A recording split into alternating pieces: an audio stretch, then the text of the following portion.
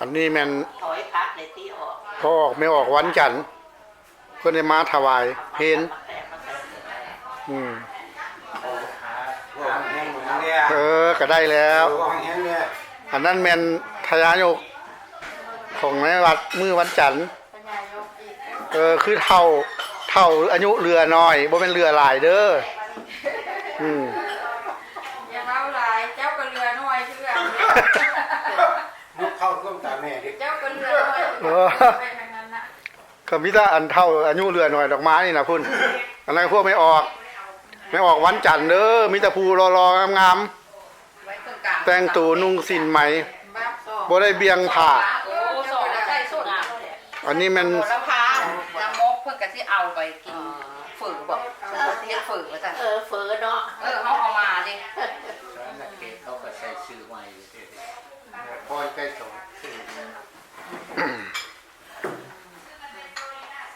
เอาบ่วงใส่จังนั้นมือนี่เป็นมือวันจันทร์แล้วก็มาพ่อกันแล้วก็ม่วนผู้เฒ่าเรือน้อยอายุเรือน้อยบ่ได้เรือหลายซอยเนี่ยจักอยู่ที่ไหนเคยได้ยินชื่อจักคือแม่ตู้นี่ไปเมืองไทยกันเนาะแม่ตู้นี่ก็ทอดเท้าเลยเด้อคิดนานนี่เพิ่นก็ที่29นี่เพิ่นก็เมืองไทยล่ะให้เพิ่นเข้มแข็งเมื่ออยู่พุ่นสาวน้อยแนวนี้แหละอยู่ตลอดเด้ได้ป้าก็มาเป็นสาวน้อยแนวนี้แล้วบ่ต้องเข้าบ่ต้องได้นี่ก็เลยว่าทายผู้ไว้เป็นที่ระลึกได้กระย่ามันแต่ว่าใจเลยธรรมดาเพราะว่าอายุเรือน้อยละบางเทื่อมาอาจจะบ่พ้อกันก็มี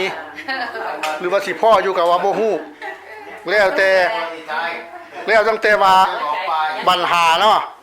ที่ว่ากลับขึ้นมาเห็นกันก็แปลว่ายังอยู่ถ้าละมาบ่เห็นกันแล้วก็แปลว่าเบิดเท่านั้นสบายดีแม่มันให้แต่ว่าคือไอ้ง่ายช่วงง่ายช่วงนี่คือสิอยู่โดนอยู่ดอกเพราะตึงตังแข็งแฮงอยู่แต่ว่าแขวก็ยังเต็มปากอยู่เด้อบ่ได้แขวบ่ล้นเด้โอ้ยแล้วแต่ลูกนิมิตนี่5 เมตรพุ่นเลยเป็นจังซี่แหละพี่น้องเอ้ยเฮามาอยู่พี่เฮาก็ยังบ่ลืมศาสนาหรอกศาสนาพุทธอยู่ที่ใดก็อยู่ในใจของเฮานี่ล่ะบ่ได้อยู่ในตนโตผู้ใดดอกแต่เฮามีศีลมีธรรมมีศีล5ในตัวเฮาแล้วก็ดีล่ะเฮาบ่คิดว่ารักซกจกเฮาบ่ได้ส่อราดบังหลวงผู้ใด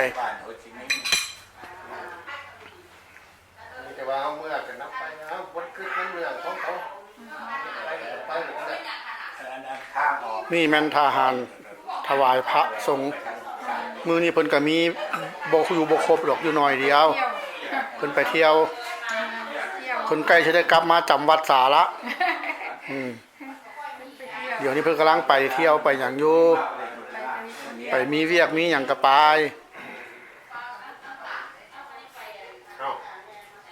เอาจังเกตเลยเวียดมึงบ่ได้เจริญเท่าเรา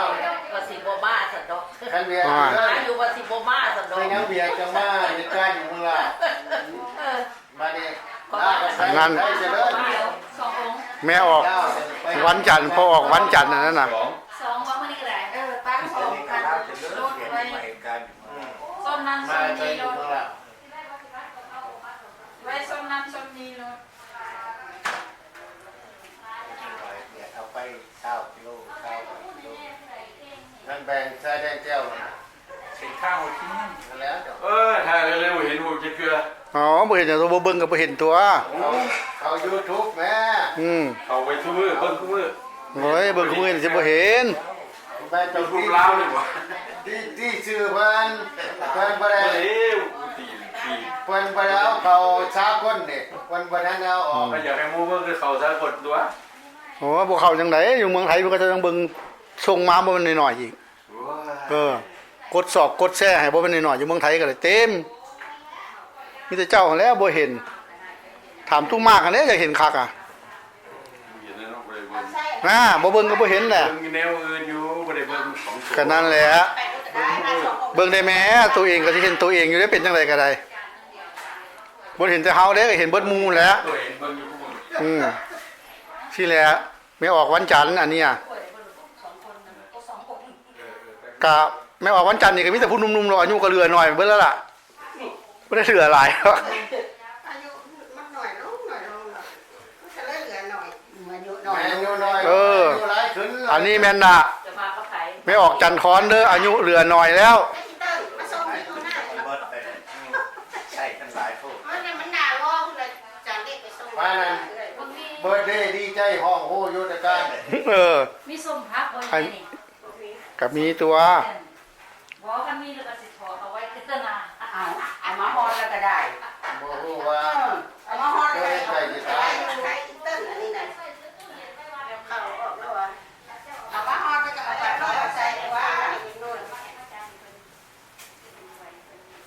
ใช้อินเตอร์ยังบ่กินข้าวอันนี้นะหน้านอนนั่น กินบ่ ตั้งหัวเล่นเล่นว่ะ ปลาแยง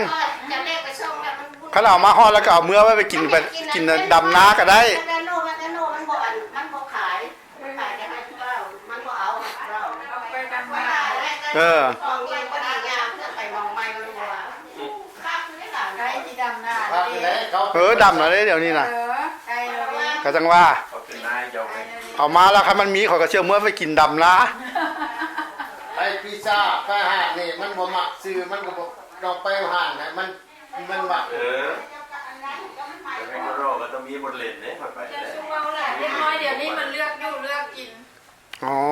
มันดูแจ้งมองได้นี่มนบทเรียนบทเรียน สุไปว่าเลือกอยู่เลือกกิน รอที่แม่เขาเลือกบ่ได้เลย สมัยข่อยครบตัวเดียวเลือกบ่ได้อยากพากัน เอ้า